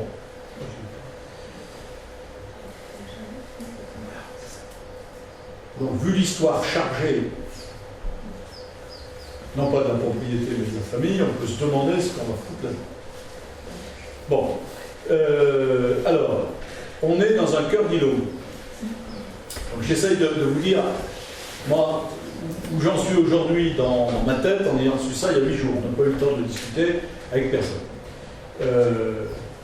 Ce que vous voyez sur l'image, ça manque un peu, mais de l'autre côté de la passe Loufarou, ça s'appelle la maternelle. Donc on a tout notre groupe public maternel à l'arrière. Sur ce même cœur d'îlot, on n'a pas très loin de ce terrain les établissements Véro, dont on peut présager que dans les années à venir, il y aura une mutation. Peut-être dans 5 ans, peut-être dans 10 ans, peut-être dans 15 ans, mais il y aura une mutation. Et ça ne restera pas ce que c'est. Bon, les pompes sont fermées, la localisation ici d'un... Bon. Donc, cet îlot-là, il est amené à changer de nature. On a affaire à une impasse Loufarou, un joli nom. Et on est au plein centre d'Aurec. Donc tout ça, ça interroge. Alors je vous rappelle qu'on est à la fois dans la démarche petite ligne de demain et qu'on va initialiser dans les mois qui viennent, à partir de la rentrée, une étude qui s'appelle Revitalisation des centres-bourgs, qui va être menée sur chacune des 7 communes. Cette étude, elle a bien pour objectif de faire des zooms particuliers sur les centres-bourgs, sur la qualité de vie dans ces centres-bourgs et sur la nécessité éventuelle de remailler quelques endroits, de savoir ce qu'on fait des cœurs d'îlots. On pourrait revenir, je parlais tout à l'heure du secteur Caléron, du secteur maison médicale, du secteur CGT, des maisons qu'on a achetées. On voit bien que là, la maîtrise foncière progressive d'un certain nombre de bâtiments permettra à vous, quand vous prendrez ma place, d'effectuer une belle opération immobilière, laquelle, celle qui s'inscrira dans le meilleur schéma pour les Aurécois. Et ça fait un moment là-bas qu'on stocke des biens pour arriver un jour à refaire ce cœur de quartier. Je pense que là, on est dans un cas un peu similaire, c'est-à-dire laisser partir sans se poser la question ce tellement peut avoir 2 effets. Un premier, c'est qu'on ramasse une activité peu compatible avec l'environnement scolaire, de la maternelle, ou l'environnement un peu résidentiel du quartier. À la limite, celui qui achètera, il arrivera avec ce qu'il est. Et puis surtout, ça a un deuxième effet, c'est que si demain on fait un zoom sur ce quartier et qu'on pense que là, il y a quelque chose à faire, à refaire, à redessiner, et bien si c'est parti, ça sera parti. Et ce qui sera parti ne permettra pas de restructurer les lieux. On ne pourra pas dire aux gens, vous êtes venus, vous avez acheté, on vous exproprie. Donc, l'ensemble de ces réflexions me conduit à penser que, même si aujourd'hui on est pris de court, on a intérêt dans les 2 mois qui viennent à se poser les bonnes questions. Parce que dans 2 mois... Pourquoi 2 mois? Parce que dans 2 mois, on va demander à l'avocat la date, mais dans 2 mois, il y aura l'adjudication. Ah. Et donc, si on n'a pas fait l'expression d'un projet, et si on n'a pas fait mis en œuvre notre droit de préemption, dans 2 mois, c'est celui qui achètera, quel qu'en soit le prix et quel qu'en soit le contenu. C'est-à-dire, je ne veux faire peur à personne, mais n'importe quelle vocation pourra se poser là, si elle est conforme au PLU. Mais il faut se rappeler que c'est des hangars, que c'est... Voilà. Donc moi, j'ai envie de vous proposer aujourd'hui que, si vous en étiez d'accord, on dise qu'il y a un vrai travail de restructuration de cet îlot, pas seulement de sous propriété, de l'îlot. Oui, ça inclut le bâtiment dans votre esprit, ça inclut le bâtiment de là où il y a Cristal Coiffure. Oui, Véro, etc. C'est-à-dire, on peut se dire que d'ici quelques années, on devra se poser la question, est-ce que l'impasse doit rester en impasse, ou est-ce qu'on trouve comment la raccorder à l'avenue de Firminy? Est-ce qu'il faut au moins pouvoir y accéder de manière piétonne, ou est-ce qu'on laisse cet espace refermé? Quel type d'occupation on veut par rapport à l'école maternelle qui est à côté? Est-ce que c'est de l'habitat qu'on veut encore d'îlot, ou est-ce qu'on laisse partir de nouveau des artisans, puisque là c'était plutôt des fonctions artisanales, commerciales? Je pense que ça serait mieux qu'on puisse se poser la question. Voilà, c'est mon sentiment aujourd'hui. Donc c'est pour ça que je vous propose aujourd'hui de délibérer en disant que sur cet îlot, il y a un travail de restructuration à faire qui va être étudié, il y aura un zoom là-dessus, dans le cadre du projet de restructuration du centre-bourg, et que donc il paraît intéressant de pouvoir se positionner sur ce thème. Voilà, ça c'est aujourd'hui. Oui. Alors du coup, financièrement, on peut monter jusqu'à quelle hauteur? Alors, d'abord, je ne sais pas dans quelles conditions je peux participer à une adjudication. Donc il y a 2 schémas. Il y a un schéma où l'adjudication se fait, et où donc on préempte. Et à ce moment-là, on préemptera au prix de l'adjudication. Voilà. Donc on préemptera au prix de la dernière enchère. Donc on ne peut pas préempter si c'est exorbitant, et on peut préempter si ça nous plaît. C'est la règle quand il y a une adjudication. Donc logiquement, il n'y a pas le prix des domaines, c'est le prix de l'adjudication qui fixe la vente. Donc si quelqu'un dit j'achète 700 000 €, eh ben nous on pourra dire on passe. On laisse partir. Hein? Là, on sera à la fois face à un acheteur Donc on aura peut-être identifié ce que sont ces projets et un prix. Parce que somme toute, si l'acheteur veut faire, moi j'en sais rien, un beau bâtiment résidentiel sympathique, pourquoi nous on irait s'en mêler si ça nous va? On posera des exigences sur le permis, sur la manière de faire. Mais aujourd'hui, on n'a pas cette lisibilité. Donc la lisibilité elle peut être très néfaste pour la commune et que ça parte un peu pour n'importe quel usage. Hein. Donc la mesure prudente de la délibération aujourd'hui, c'est de ne pas perdre la main. C'est ça le sens. Hein. C'est de ne pas perdre la main. C'est de pouvoir exprimer notre volonté en disant que c'est un élément essentiel de la restructuration du quartier. Et que c'est à ce titre-là, ce n'est pas un projet précis, on dit pas on va mettre là, bon. Mais c'est au titre de la nécessité pour restructurer ce îlot qu'on se pose la question de pouvoir préempter. Oui. Vous avez dit qu'il y a deux solutions peut-être pour fixer le prix, soit le prix de l'adjudication, soit quoi? Vous avez dit, je ne sais pas si je suis... Non, je parlais de... L'autre schéma, c'est que je puisse répondre moi-même aux enchères. Ah. Sauf que répondre aux enchères, c'est très compliqué. Je ne dispose pas du portefeuille et de l'argent communal. Je ne peux pas aller dans un truc et puis enchérir en votre nom. C'est-à-dire que la mairie, la mairie ne pouvait pas participer à des enchères. C'est interdit. C'est pas interdit. Donc je demande à l'avocat de me préciser si et sous quel mode. C'est-à-dire, est-ce que c'est vous qui devez fixer une enveloppe préalable qui me permet à moi d'enchérir, mais si elle est connue, elle est un peu contre-productive, parce que si d'un coup vous nous dites, on dit collectivement, on ira jusqu'à 300 000, c'est bon. On peut faire une lettre au mec qui fait l'adjudication pour lui dire, vous pouvez partir à 300 000. Hein. La commune, vous voyez. Donc c'est un peu bizarre. Donc peut-être que le mieux, c'est faire savoir qu'on préemptera, signifier qu'on en a besoin pour un éventuel projet urbain, et attendre, et regarder ce qui se passe. Et puis d'ici là, on verra aussi qui se positionne. Est-ce qu'il y a des gens qui s'y intéressent et quelle est la nature des gens qui s'y intéressent? Je vous dis, si un promoteur privé a de bonnes intentions que je ne connais pas aujourd'hui, c'est peut-être tout à fait intéressant de rien faire et de lui laisser la main. Mais il ne faut pas être négligent. Est-ce que dans la DIA, il y a un prix de départ? Il y a une mise à prix de 150 000. 150 000. Mais je ne sais pas exactement ce qu'elle signifie. Je vous le redis, c'est pas très clairement lisible. Hein. Il y a plusieurs parcelles. Est-ce que les 150 000, c'est pour sur l'ensemble immobilier? Je sais pas.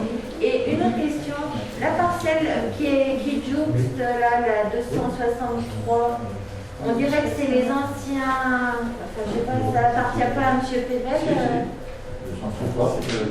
La 264, elle appartient. La 264 appartient à Pierre Pével. C'est certain. Et ça risque de relancer la...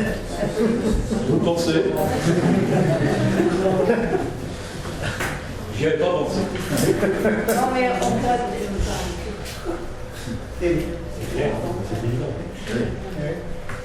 Si vous me demandez ce qui est le plus raisonnable, en ce qui concerne ma santé personnelle, c'est de rien faire. Voilà. C'est ça votre question? Mais malheureusement, je suis maire. Et dans de nombreux cas, souvent, ça serait plus raisonnable pour ma santé personnelle que de rien faire. Mais pour autant, et je vous redis, parce que moi, c'est un truc, c'est la première chose auquel j'ai pensé quand j'ai su cette affaire, on est quand même à côté de la maternelle. Donc moi, je vois mal comment un maire peut ne pas s'inquiéter d'une mutation immobilière à côté d'une école. Et pas se poser la question de quels usages vont être faits et de ce qui va arriver. Il ne faut pas avoir peur de son nom, mais quand même notre mission de tous, c'est de garantir une certaine harmonie publique. On est à côté de la maternelle. On n'est pas... regardez, il y a eu quelques velléités de vendre ou pas vendre des terrains à côté de la faille et à côté de la maternelle. Regardez la réaction des parents d'élèves, des enseignants, etc. Vous voyez comment on touche à quelque chose d'essentiel. Ben là, on a un tellement à côté de la maternelle et qui va se vendre. Donc ne pas y regarder, il me semble que c'est ne pas faire mon boulot. Après, si vous me demandez si c'est dangereux, oui. Cher, je ne sais pas, mais dangereux, oui. Sans projet déterminé, en sachant qu'il y a encore une parcelle qu'on ne fera jamais dans la restructuration de l'îlot, en sachant ça, l'intérêt général, comme il n'y a pas de projet déjà. En fait, voilà, il faut un projet, un intérêt général pour présenter. Vous n'avez pas entendu, le projet, c'est la restructuration de l'îlot. Vous parlez d'un projet, il pourrait y avoir une piste cyclable, une route, une gendarmerie. Bon, c'est pas le cas, ça c'est un projet précis. Mais je vous redis, parce que je prenais cet exemple pour que ce soit parlant pour chacun, en ce qui concerne le secteur de la maison médicale. On en est à notre 4e ou 5e propriété achetée. Bien, hein, entre la propriété Caléron, la propriété Sury, la propriété Ranc, enfin j'en oublie, mais il y en a plein. On a chaque fois, on a dans un certain nombre de fois présenté, et le projet il n'est toujours pas là. Parce que, si vous voulez, quand on travaille sur un truc comme ça, on travaille peut-être pour dans 5 ans, 10 ans, 15 ans, 20 ans. C'est comme ça que c'est restructuré la rue des Puits. C'est comme ça. Si vous voulez, nous ce qu'il faut, c'est l'intérêt pour nous, aujourd'hui, il est nul. L'intérêt pour moi et pour ma santé, il est pire que nul. Bon, l'intérêt pour la collectivité, dans 5 ou 10 ans, il est sans doute pas nul. Comme d'avoir acheté des terrains autour de l'école élémentaire. Il n'est pas nul l'intérêt. Il y a tellement de composettes comme ça qui prennent tout leur sens dans le temps. Et là, ce cœur d'îlot, ça m'embête un peu de laisser partir comme ça. Ça m'embête un peu. Mais c'est peut-être ce qui va se faire, hein, à la fin. Parce que je ne suis pas suicidaire. Vous n'avez pas peur de vous faire retruquer par le séminaire? Parce qu'indirectement, si vous faites une prévention, personne ne va solutionner à la charge s'il sait qu'il aura rien. Non? Non. Non? Personne ne va les solutionner. Vous croyez? Bah, si on sait qu'un meilleur rachète, on va s'embêter à faire des propositions pour dire à la fin, j'ai pas plusieurs. Voilà, au moins de monter à des sommes exorbitantes. Bon, je suis pas sûr. Je sais pas. Moi, je suis le premier prix, j'achète. Je sais que la mairie subventionne, non. Parce que je l'aurais jamais. Ah, je l'aurais jamais, c'est pour trop fort. Non, mais attendez, il y a des gens qui veulent candidater, acheter pas cher, et qu'on passe la main. Hein. Parce qu'ils viennent nous voir en nous disant je fais, j'en sais rien, moi je vais dire n'importe quoi, je fais 6 maisons, je fais un petit jardinet avec, ça va être extrêmement sympa, on les laissera acheter si parce que je sais pas. On parle de quelle surface? 1200 mètres carrés. 1200 mètres carrés, je crois. Moi, je trouve pas logique, si on préempte, c'est pour un projet qui devrait être dans le PLU. On aurait dû, dans le PLU, se dire d'un stylo, il faut qu'on ait une zone de réaménagement. Parce que vous dites, si c'est quelqu'un qui vient faire un projet qui nous plaît, on ne préemptera pas. C'est pas normal, c'est où on préempte ou on préempte pas. Et c'est pas en fonction du projet qui va se faire. Alors, vous êtes assez classique, hein, c'est marrant. Sur le PLU, je vous rappelle que toutes les zones urbaines, de par la loi, sont des zones de préemption. On n'a pas un projet sur toutes les zones urbaines. Hein. Ouh là là.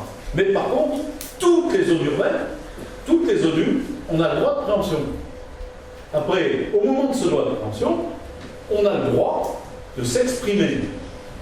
Et donc, il est évident qu'on ne peut pas préempter en disant on ne peut rien faire. Ça ne marche pas. Donc, il faut préempter, et c'est ce qu'on fait aujourd'hui, en disant quelle utilité ça peut avoir. Après deux jurisprudences constantes, soit il y a réellement un projet, et auquel cas il est connu de tout temps, et à la limite on est presque en expropriation, je ne sais pas quoi, c'est des terrains réservés pour une extension, pour un truc, machin.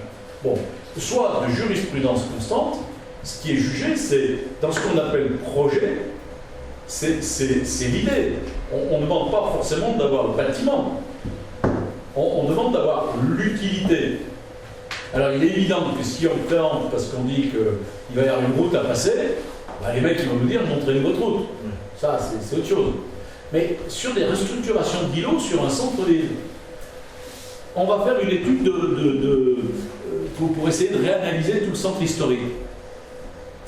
Bah, on peut vouloir sur une partie du périmètre du centre historique mettre un droit de préemption pour pouvoir intervenir prioritairement quand il y aura des mutations. Parce qu'on aura un projet de réhabilitation de l'ensemble du centre historique. pas forcément un projet exact sur la maison. Je ne sais pas si vous voyez ce que je veux dire. C'est pour ça que moi je vous dis ici, ce que je vous dis aujourd'hui, c'est que je souhaite qu'on délibère pour dire qu'on va étudier la restructuration de Stylo. Et que la restructuration de Stylo, eh ben, on y mettra le bureau d'études qui va travailler sur la réhabilitation du centre-bourg. Donc pour le moment, on l'a pas. On n'a pas le projet au sens de la réalisation, on a l'idée de ce qu'on souhaite faire. Moi, c'est pas ça que je disais. C'est quand vous avez dit, si quelqu'un achète et qu'il a un projet qui nous plaît bien, et ben on ne préempte pas. Je ne comprends pas. C'est où on préempte ou on ne préempte pas. Quel que soit le projet qui pourrait venir. C'est où on a une idée de réaménagement de Stylo, et alors à ce moment-là, on dit on fait comme vous avez fait de l'autre côté, on commence à acheter une maison, deux maisons, comme les autres. C'est ça. Mais on ne va pas dire on a tant de projets dessus qui veut bien acheter, pour dire si on préempte ou si on préempte pas. Oui, mais ça c'est un cas général. Là, on a l'école maternelle qui est à côté. Non, moi c'est où on dit qu'on a réellement un réaménagement de Stylo, et là on préempte. Voilà. Quelle que soit la personne qui fera sa proposition. Mais on ne va pas étudier son projet. Vous ne comprenez pas? Si. Je comprends bien. Non, attendez, je comprends bien ce que vous dites. Ce que je cherche à comprendre, c'est en quoi vous êtes du côté d'un intérêt quelconque des gens. C'est-à-dire, c'est quoi votre idée? Mon idée, c'est d'être. c'est pas faire comment dire, de favoritisme. C'est en fonction de la tête du projet et de qui viendra en face. C'est où on dit, on réaménage ce Stylo, on préempte. Et puis après, en fonction des parcelles qui se libéreront et de l'étude qui sera en cours, on fera un projet structuré. Alors, je crois qu'on va introduire de la confusion, donc j'essaierai de clarifier. Je demanderai à la presse d'être un peu compacte sur ce sujet-là, parce que sinon on va aller vers des contentieux. On va prendre un exemple simple. Je ne vais pas citer de nom. Admettons que ce soit un ferrailleur qui par ailleurs aurait régulièrement eu affaire à la justice. C'est une hypothèse, un loufoque, hein. On sait bien. Hein. C'est pas un exemple, hein. C'est comme ça, au hasard, je dis ça au hasard. Et qui d'un coup s'intéresserait à cette acquisition. Moi, je me dirais, il faut qu'on en reparle avec les collègues, parce que quand même, il y a l'école à côté. Je ne sais pas, imaginez par exemple que le mec, en plus, il organise des trafics là-dedans. On me dirait, c'est peut-être pas lui qu'il faut vendre. Après, imaginons que, je sais pas, on est quelqu'un qui nous dise d'un coup, moi ici, c'est plein centre, j'aurais bien mis 15 appartements, parfaitement accessibles, un petit bout de verdure, et j'y mettrais bien des anciens. Vous pensez que ça serait du favoritisme? Dans quel cas? Dans le cas où je prendrais le ferrailleur qui voudrait faire un peu n'importe quoi là-dedans, ou dans le cas où je prendrais les gens qui voudraient faire quelque chose de sympathique pour les personnes âgées? Je ne comprends pas bien votre raisonnement. Non, mon raisonnement, c'est de dire on fait un choix de préempter et on s'y tient. On ne fait pas. D'ailleurs, c'est ce que je vous propose. Et si on le décide, voilà, c'est une préemption. Bien sûr. Mais par exemple, si lors de la vente, ça coûte 600 ou 700 000 euros, je vais peut-être craquer. Je vous proposerais peut-être pas de l'acheter. Non, mais enfin, il faut être réaliste. Je ne comprends pas ce que vous dites. C'est-à-dire qu'il ne faut pas être rigide. On travaille pour le bien public. Alors moi, je vais vous le dire, pour que ce soit formulé clairement. Il me semble que pour le bien public, on ne doit pas laisser partir ça sans s'interroger. Pour le bien public, à cause de la proximité des écoles et de cet effet de cœur d'îlot qui risque de partir. Au moment où il s'est fait, c'était relativement cohérent, hein, si on reprend l'histoire. Entre le bistrot devant, le stockage derrière, l'appartement des gens, la piscine dans un coin, ça fait un tellement qui s'est construit qui avait parfaitement une logique. Cette logique, elle est morte. D'ailleurs, la propriété a déjà été en partie revendue et coupée.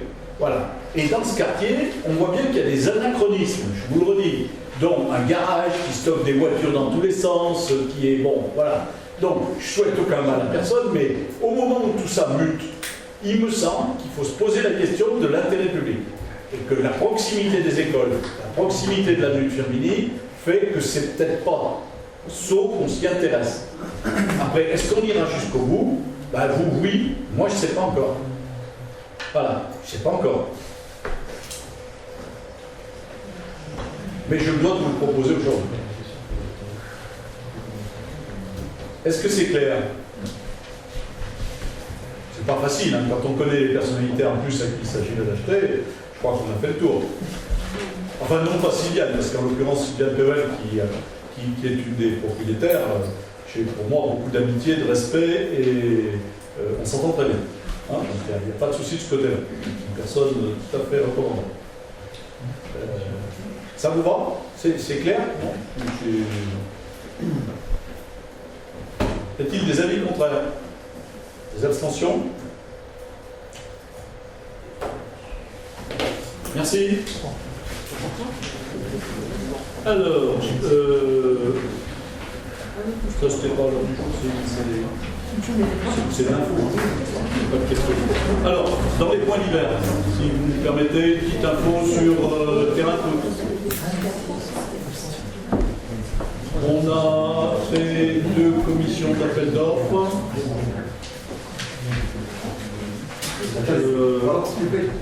Pardon, là, sur la libération Pevel. Donc ça va se faire dans les 2 mois qui suivent, à peu près. Alors, je ne sais pas.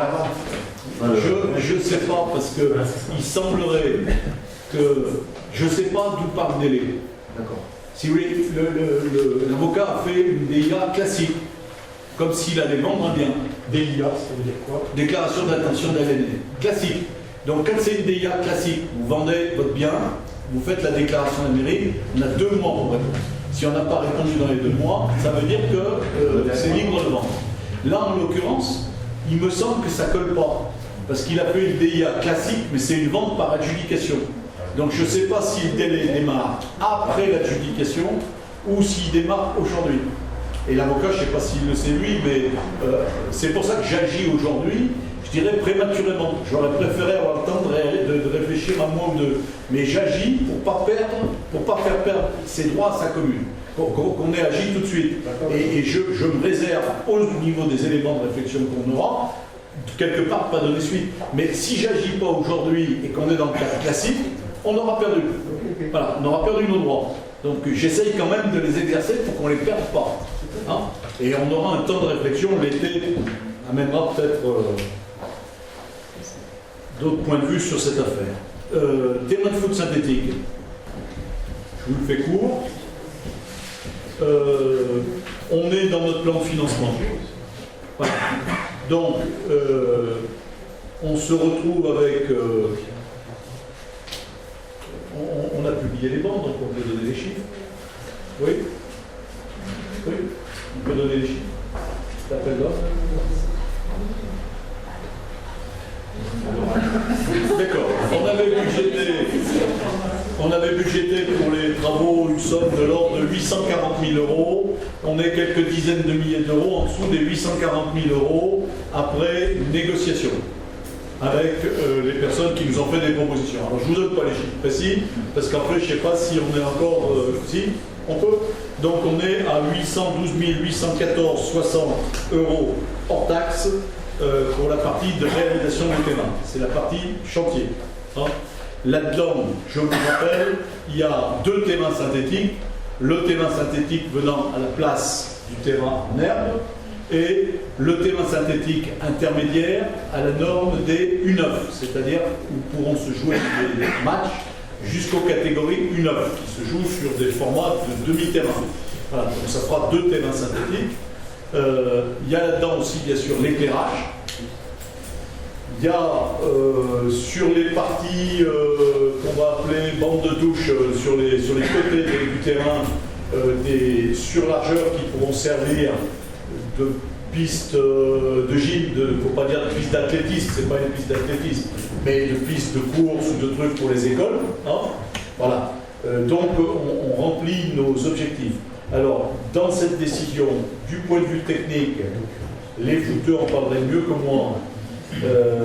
On a donc choisi un gazon synthétique qui, de par sa taille et son renfort, parce qu'en fait il y a la taille, mais il y a le... moins il se tient droit, plus il est adapté au rugby ou pour amortir, et moins il est adapté au foot. Donc on a pris la qualité qui convient au footeux, pour faire clair. Bon, sur le remplissage, donc sur les billes pneumatiques, qui font l'objet de très nombreux débats depuis des années. Donc il y a la formule classique en pneus recyclés, noir, qui brûle et qui pue. C'est bon? Voilà. Après, il y a la formule qui a été préconisée depuis quelques années de substitution par un matériau liège. Donc matériau, je ne sais pas s'il faut dire bio, mais naturel, qui visiblement aujourd'hui pose des problèmes de dégradation. C'est-à-dire, il a tendance d'abord à flotter et à partir quand il y a trop d'eau. Il a tendance ensuite, comme tout matériau organique, à se déliter, à se dégrader. Et on voit apparaître un compactage d'un côté et, semble-t-il maintenant, de l'herbe qui repousse. Donc on a inventé le synthétique avec l'herbe qui repousse. Voilà. Et donc, visiblement, les billes de liège qui étaient préconisées comme solution alternative aux billes de caoutchouc pur, enfin caoutchouc pneu, sont aujourd'hui pas tellement préconisées par ceux qui nous conseillent. Et il vient de sortir des billes encapsulées. Je ne suis pas un spécialiste. Donc, les billes encapsulées, c'est de la bille de gomme caoutchouc, mais enrobée, donc encoquée, encapsulée, de telle manière qu'il n'y a plus ni surchauffe, ni odeur. C'est bien sûr plus cher. Ça, c'est pas moins cher. Voilà.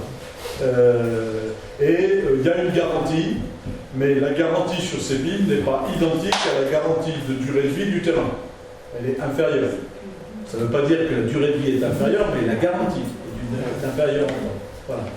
Donc la solution qu'on a retenue, qui semble aujourd'hui la plus acceptable par rapport à ces matériaux, c'est celle de ces billes encapsulées. Donc la bille elle-même sera verte, comme la pelouse est verte. Hein? Et les pistes autour seront rouges, en vert et rouge. Non, c'est pas une chanson, ça. Voilà. Je vous rappelle aussi de l'autre côté que la subvention région est déjà consolidée depuis un bon moment et qu'on a reçu confirmation de la subvention État. Donc la subvention région, pour mémoire, c'était 200 000. La subvention État, c'est 200 000. Ce qu'on attendait, c'est bien, parce qu'à un moment donné, on s'est dit qu'on allait avoir moins. Après ce magnifique euro, on ne doute pas de l'importance de la subvention du district. D'ailleurs, nos espoirs actuellement tournent autour de 3 000 €. Voilà.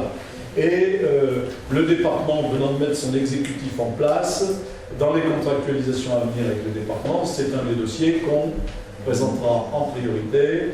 On avait déjà, bien sûr, demandé au département, qui, dans tous les cas de figure, nous avait autorisé à lancer l'appel d'offres, et donc, même s'il statuait plus tard sur la subvention. Donc, en gros, nous, pour les inscriptions budgétaires qu'on avait mis dans notre budget, notre feuille de route, elle est remplie. Ce qui viendra en plus, ça sera du boni, ça nous coûtera un peu moins cher si ça vient. Hein. Des questions peut-être par rapport à ça? Alors si actuellement les entreprises sont, on peut dire, saturées, coupent, tout le monde sait ce que ça veut dire,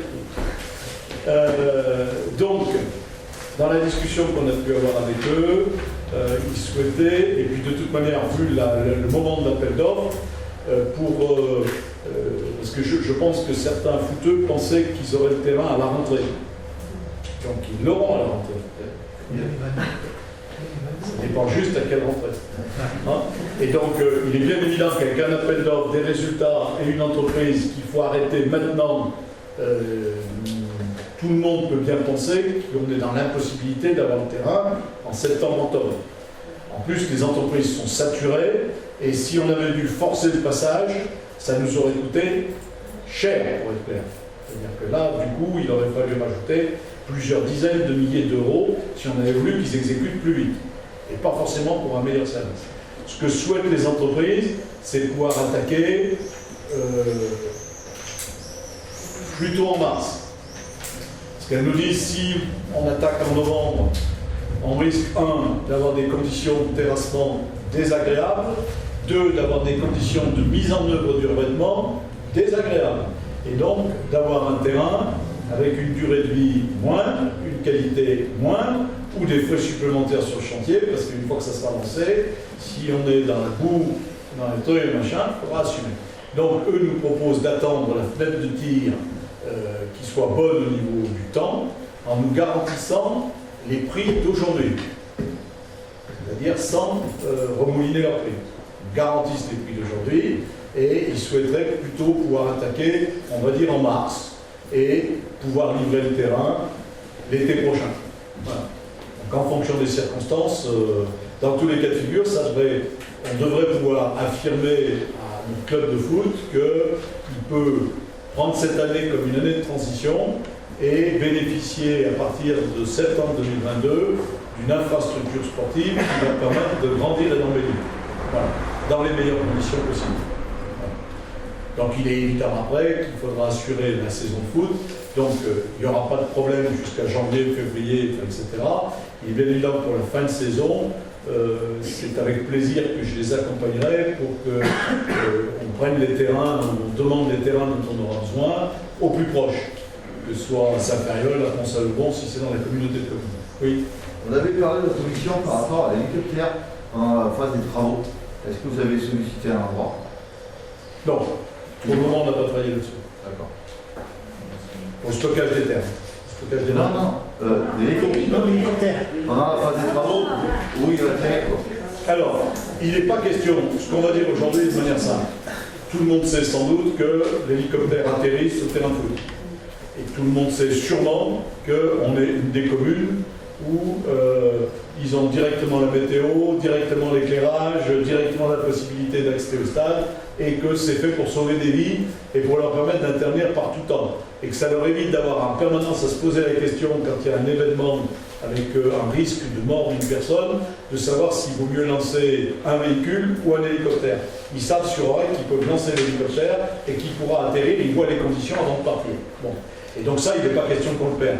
Donc tant que le chantier n'est pas attaqué, ben c'est bon. Après, il y a deux phases. Semblerait pour le moment que les fournisseurs disent, nous, ça ne pose pas de problème que l'hélicoptère se pose. Ceux qui apportent la garantie sur le terrain. Bon. Et ils ont fait une réponse là-dessus. Ils ont fait une réponse écrite là-dessus. Où ils doivent nous le confirmer par écrit. Je ne sais pas s'ils l'ont confirmé encore. Donc il y a le après. Donc le projet sera terminé. Est-ce que l'hélicoptère est bien là? Moi, je serais quand même bien pour qu'on réfléchisse à une alternative. Ils disent qu'ils peuvent atterrir là-dessus, je ne suis pas sûr que... Bon, voilà. Hein. Parce que ça veut dire, au moment où ils atterrissent, aussi des intrusions de véhicules, donc on va peut-être gâcher un outil, il vaudrait mieux qu'on trouve une autre implantation libre de contraintes. Donc il faut qu'on y réfléchisse. Et de toute manière, on a l'obligation d'y réfléchir avant d'attaquer le chantier, parce que pendant la phase chantier, ils ne pourront pas se poser sur le terrain. Donc, de toute manière, on aura bien un autre lieu à trouver. Voilà. Mais il faut qu'on retrouve l'autre lieu et qu'on réinstalle caméra, station météo, mesure du vent, allumage automatique, etc. Voilà. Alors jusqu'à présent, vu le type d'hélicoptère, ils ne souhaitaient pas se poser sur le stabilisé. Voilà.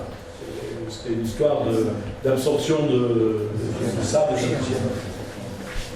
Donc oui, ça, il faut qu'on le solutionne et qu'on ait une solution. C'est sûr, on reviendra pas en arrière, c'est-à-dire on ne peut pas envisager de refaire ça. Il faut réaliser, parce que c'est des choses souvent qu'oublie la population, qu'oublie tout le monde, c'est qu'il n'y a pas 50 communes en Haute-Loire qui sont équipées comme ça. Et donc quand on nous parle régulièrement de risques, de sécurité, etc., de problèmes routiers, on est parmi les rares à avoir pris les moyens de faire ça, à le faire et à avoir mis à disposition du SAMU. C'est bon, sur ce terrain de foot, ça vous va? Ça fera une information aussi officielle pour les footeux. J'espère que ça sera vraiment l'occasion d'une relance du club. Des questions? Non? Eh bien merci à chacun. Et bonnes vacances à tous.